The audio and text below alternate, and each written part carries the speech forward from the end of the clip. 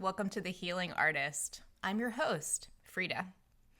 So, friends, today is my third day of a 3-day water fast that I've been doing.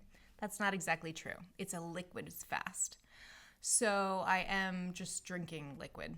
The water that I'm drinking, I put electrolytes in, and I am allowing myself a cup of coffee in the morning, and I am having tea.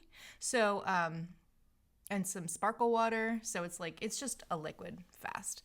I need to reset my gut because when I was down in Los Gatos, the family had a pantry full of cereal. And I have to tell you that cereal is probably one of my biggest, I don't know if the right word is downfall, but you know when you have like a food that you're like addicted to? So like I don't bring cereal into our house because I know that I will go nuts on it.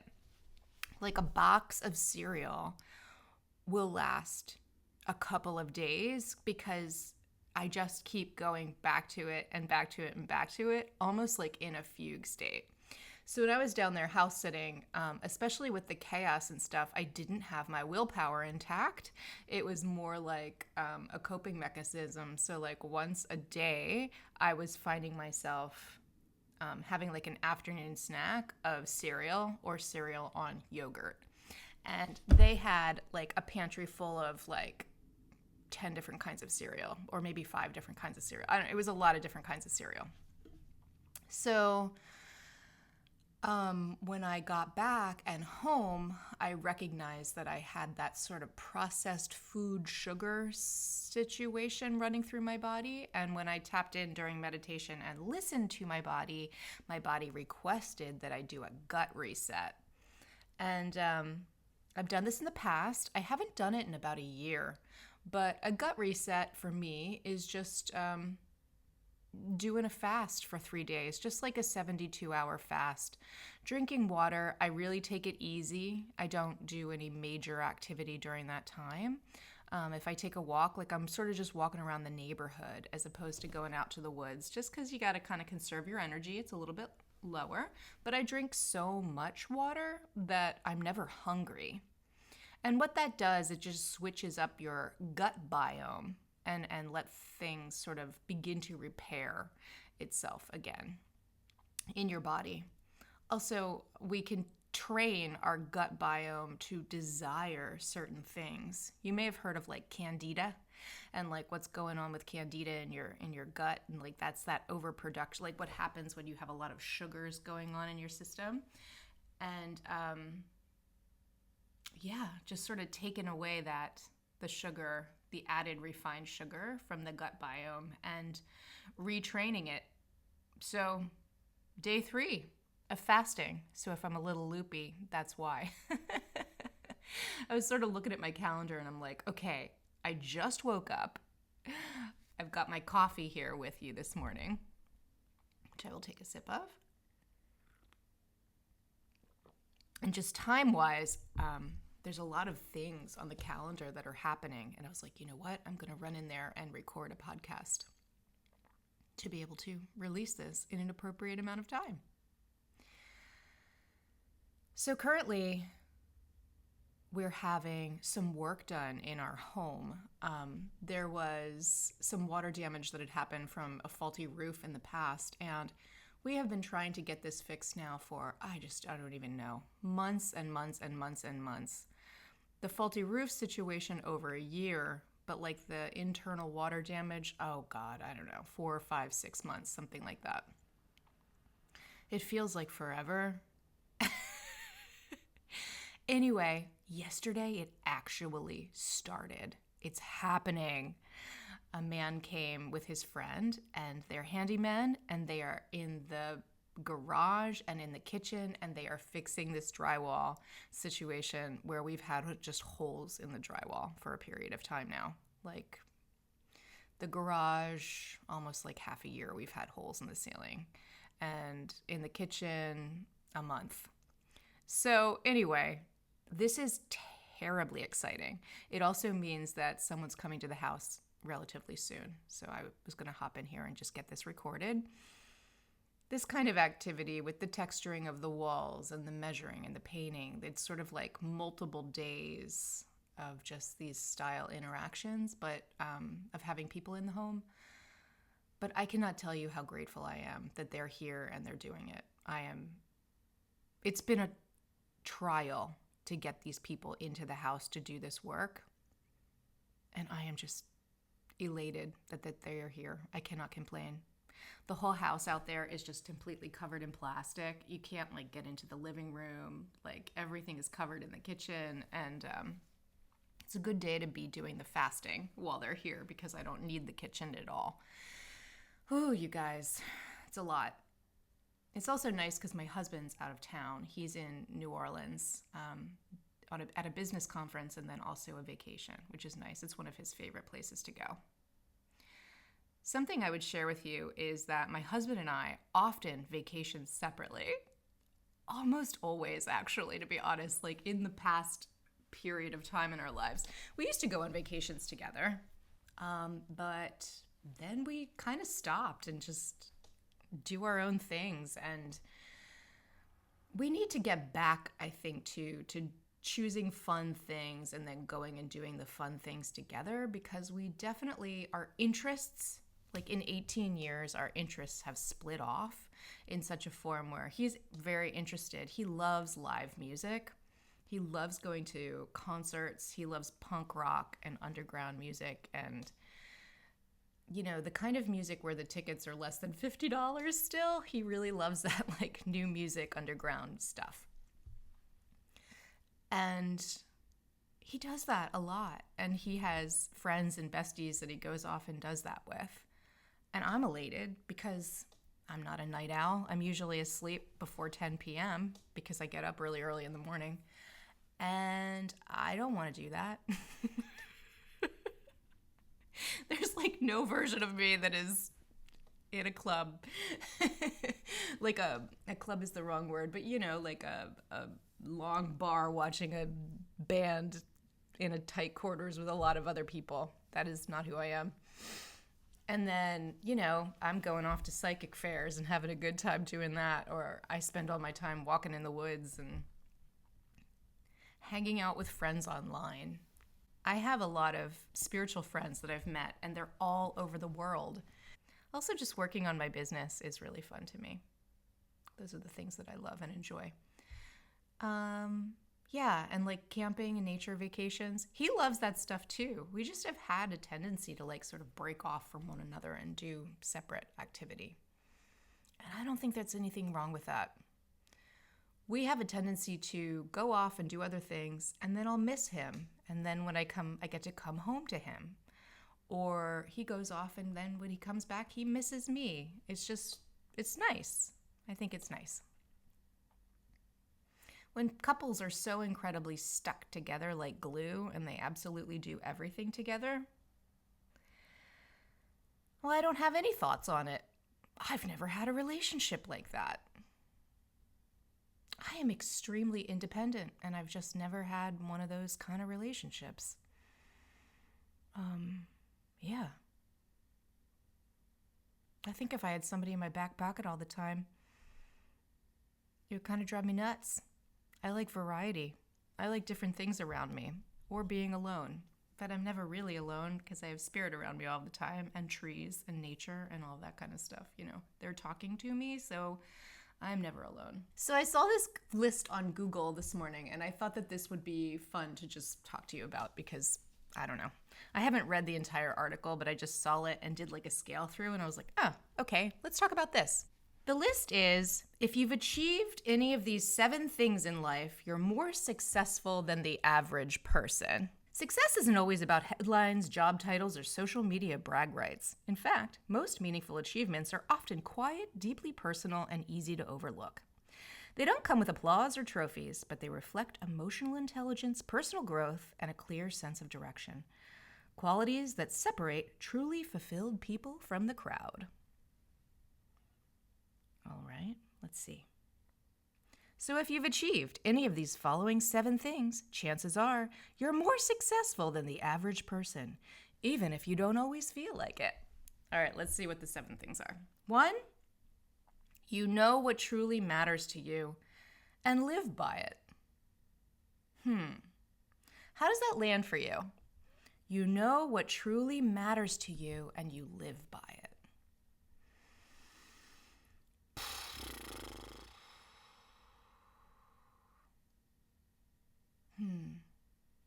I do know what truly matters to me.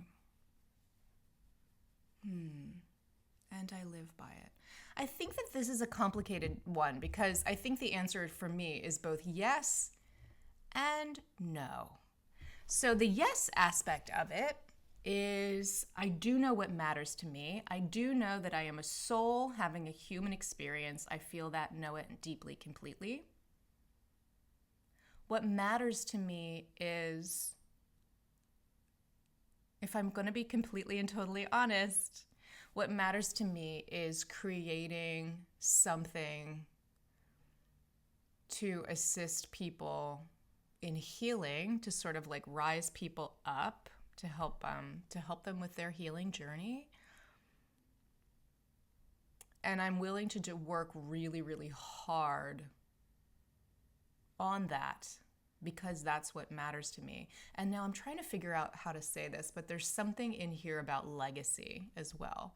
There's something here about leaving an impression, an imprint, leaving something behind. So as a visual artist, I always thought it would be through art. That is the way that I always thought, oh, you're leaving this imprint, this thing. And growing up, I just grew up in museums and with art books and stuff, and knowing artists' names and knowing how artists have impacted the world. And I always thought it would be in visual art that I was going towards because that's the entirety of my young life. But now, in the last year or so, I think it's in healing, or it might be a combination of the both. Maybe it's art and healing together. But there's definitely something here. I am one of those legacy people. I want to leave a legacy behind. You know how some people don't care if their name is remembered or if what they did is remembered or helps others? Yeah, I'm not somebody that doesn't care about that. Now, the flip side of that is I've already helped a ton of people and had massive growth and change and all of that. I mean, this has already actually happened. So I guess maybe what I'm walking towards is wanting to do this on a larger scale and maybe laying the blueprint, the groundwork for some form of community to be formed and to go on after my death. A lot of the things that I do because of the thought that I'm going to die, and I want to do as much as I can before I'm not here in this specific body, having this existence. Because of course, I believe in reincarnation. I'm part of a big branch oversoul. Like, this is one piece of a whole lot of other stuff that's happening. But this one piece wants to make a difference and cares deeply. And the deep caring that I have is also about like systemic change. I want to change the world in a way where people have, and it's not a huge thing, but it's like a place where people can go for healing, especially women, especially drawn to women. So you know what truly matters to you and you live by it. Yeah, I mean, yes, with everything I've said, although it's not so fully formed that I am on that track. I think it's something that I'm walking to. So just reading the article here. Most people drift through life reacting to external expectations, chasing money, validation, or social status without ever asking, what do I actually want? What do you actually want? If you've taken the time to define what's genuinely important to you, whether it's family, freedom, health, creativity, or inner peace, and you actively shape your life around those values, you're way ahead of the curve. Okay, well then the answer to that, the way that this article is describing it, is yes, I do all of that. How about you? Do you do this? Number 2, You have a few close, meaningful relationships. In a world that often prioritizes popularity over depth, having even 2 or 3 people you can completely be yourself around is a rare and beautiful achievement. They might be friends, family members, a partner, or even your mentor. What matters is that they truly know you, support you, and make you feel safe.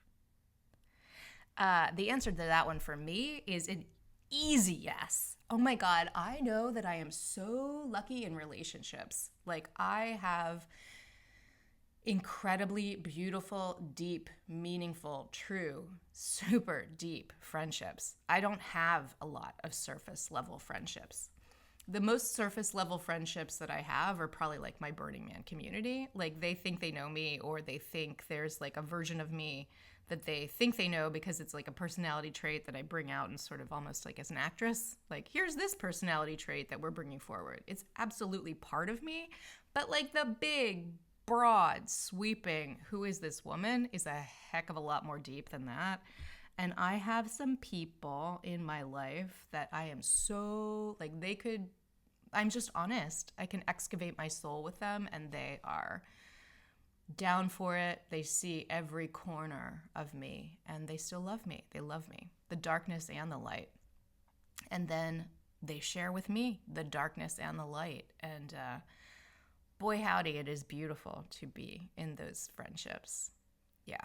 And I have quite a few absolutely beautiful, amazing, deep, deep, deep friendships. So gratefully, yes, that's an easy yes for me. Number 3, you failed at something and bounced back stronger. Failure isn't the opposite of success. It's part of the path. If you've ever taken a big risk, fallen flat on your face, and still had the courage to get back up and try again, you're more successful than someone who's never left their comfort zone. That one's a very, very, very easy yes for me, personally. Just reading here, I'm passing by a commercial. Whether it's a failed relationship, business, career pivot, or personal goal, you've shown grit and growth. Why it matters. Resilience is far better predictor of long-term success than intelligence or luck. The ability to fail, learn, and adapt is what ultimately creates enduring achievement. Yeah, that's an easy yes. I fail all the time. I fall flat on my face, I learn from the experience, and I get up again. That's my human design. I'm a 1-3 profile, and yeah, I learn through failure. I will, if you ever want to know not how to do something, I'm your girl, for real. But yeah, and I have absolutely no problem getting up, telling people how it was wrong, and adjusting and trying again. I am the queen of pivot. Number 4, you've become comfortable in your own skin. Most people spend years trying to be who they think they should be, fitting in, pleasing others, hiding their quirks. But success in the truest sense means finally accepting who you are. That means owning your story, embracing your imperfections, and letting go of the need for constant approval. Why it matters. Self-acceptance is the foundation of mental health and self-worth. Without it, all external success feels hollow. That also is an incredibly easy yes for me. Yes, but that one didn't just happen. It's actually fairly new, to be honest. I think within the year of 2024 and 2025, I wrote my book, Learning to Love Myself, and that's sort of the journey of that. But yes, it requires practice, and it requires daily practice to stay comfortable in my own skin. There's aspects of my aging body that I just look at and nod to, and I need to love those parts of myself because they aren't what I looked like when I was 20. And I want to age in this body and love my skin as its elasticity is different than it was when I was a young person. As the texture of it is different, I start to smell different. There's gray in my hair. Fat collects on my body differently. Getting chubby in places that I wasn't chubby before. You know, growing up in the age of the supermodel with no cellulite and, you know, trim thighs and trim arms. And I don't look like that. I never have. I look like I could deliver a baby in a field and keep working. Like, you know, I've a great body. I'm beautiful, and simultaneously, I'm built for manual labor, not for looking good in fashion. So, yes, it has been a journey to become comfortable in my own skin, but I work on it every day, and I am grateful to tell you that, that has been achieved, thankfully. All right, let's see what's next. These kind of articles have a lot of ads in between, so I'm just scrolling. You've created something that didn't exist before. Whether it's writing a blog, starting a side hustle, launching a product, painting a canvas, or building a community, you've brought something into the world that didn't exist without you. That takes vision, courage, and effort. Most people consume, fewer create. The answer to that is also a super duper easy yes. My entire life. And I have multiple books illustrating. I think I have like 5 or 6 books, 5 published, to the illustrations for, writing and illustrating books. I created my community Return to Self-Love. Before I was healed, before I started my healing journey, we started this in 2011, but I worked on a website from 2011 to 2019, and we posted weekly content. I created craft projects with my sister. She might have an idea, or I might have an idea. We created tutorials on how to do them with a pretty intense posting schedule, and had an entire website. Now, this website never took off and made millions of dollars or anything like that. It only ever supported yourself, but holy cazoli, we put a lot of work into that. And it had thousands of projects on it. We created thousands of YouTube videos about it. And that website, if you ever want to look at it, is sophie-world.com. But oh my gosh, we worked so hard on that. Yeah. That's one of my things that I've actually had to spend a lot of time healing from, and probably have still some healing to do around that one. Because when sometimes you put a ton of work into something and it just doesn't pay off the way that you hope it would, But yeah, I learned so much doing that, so much. Probably from assisting with and doing the film shoots for all those YouTube videos, it felt much less scary for me to hop on the first time and put my face on there and talk to you now. The stuff is cumulative. And watching my sister do this, I know I learned a lot sort of by osmosis and just watching her. So, yeah. All right, number 6. You've watched someone else grow. Success isn't just about what you build for yourself, it's about how you lift up others. If you've monitored a younger colleague, supported a friend through a hardship, raised a child with love, or simply inspired someone by being yourself, you've left a mark. That is another super easy yes for me. How about you? Have you inspired anybody in your life? The really cool part about being a guide, so I'm a projector in human design, is often I don't see the results of this for years. But 4 years down the line, 5 years down the line, 6 years down the line, things that I have inspired or blah, blah, blah from the past, I get to sometimes see those things, or people will tell me about it. Because often it takes that long for somebody to live into something, and then they'll come back to me and tell me, hey, you changed my life that day. You shifted my perspective. This changed from that conversation we've had. And I can't tell you how many of those I've had. Countless. It's what makes me keep going in a lot of ways, because I know that it matters. It's why I'm talking to you, because it matters. I wouldn't be doing this if I'm not doing this just for me.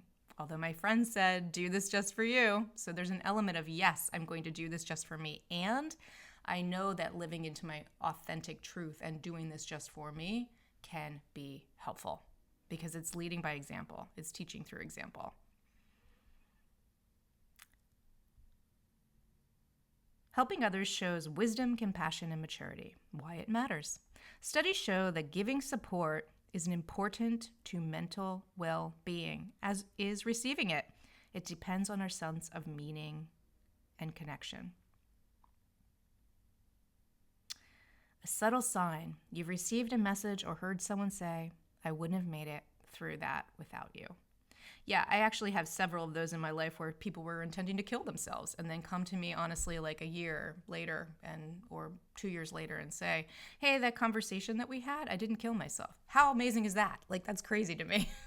Like, wow. All right. Now we have our last one here. You've made peace with your past. Number 7.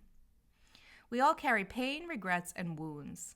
But if you've reached a place where you can look back without being consumed by anger or shame, where you can say, that happened and I've grown from it, you've achieved a level of excess many never reach. Forgiveness to others and yourself is one of the most important and liberating things that you can do. Why it matters. Unresolved pain holds people back. Making peace with your past frees you to live fully in the present. A subtle sign. You no longer dwell on what ifs. Instead, you reflect on your journey with perspective and even gratitude. Again, very, very easy. That's a very easy yes. Yes. I do not regret being molested as a child. It put me on the path to being a healer. It put me on the healing path really early on. I do not regret the 25-year eating disorder that I worked through, because actually, if you have eating disorder issues, I'm your girl. Honey, I've been there. And working with the eating disorder, the ability to excavate that root and branch.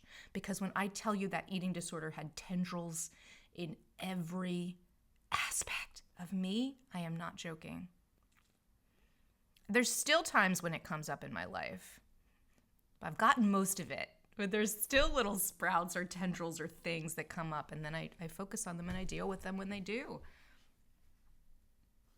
I still have a tendency to binge eat sometimes, and I will still turn to food as a coping mechanism. It's not showing up with the intensity or the thought process behind the ED, but it's not like it's not there. I promise to always be real with you. And that's, I'm a healer. And simultaneously, I work on my healing. I've gotten to the point where, yes, I am able to help others. But I'm still doing my own work every single day. Well, I hope you enjoyed that. I hope you were answering those for yourself along the way. Yes, I have achieved all 7 things in life, so I am more successful than the average person. Ha, frickin' Ray. I know that anyway. When you're on the healing journey, you're already successful. If you choose to change your life, if you choose to look at your darkness, you choose to go deeply, deeply within and start working through your trauma, working through your stuff, you've made it. You're doing it. You don't have to. You don't have to. No shade. Everybody's on a different channel. Everybody's doing a different thing, and it looks different for every single person. But if you have a willingness to be truthful and honest with yourself and look at everything, my hat's off to you. You're doing your work. That's your work. Well, this is it. Just a little bit of a rambler. Early in the morning, I'm going to stop now because I'm going to get ready for these repairman to come. Happy another handyman day. I'm thrilled. I'm thrilled. All right, my dears. I love you. God, Universe, Source loves you. And I hope you have a wonderful day.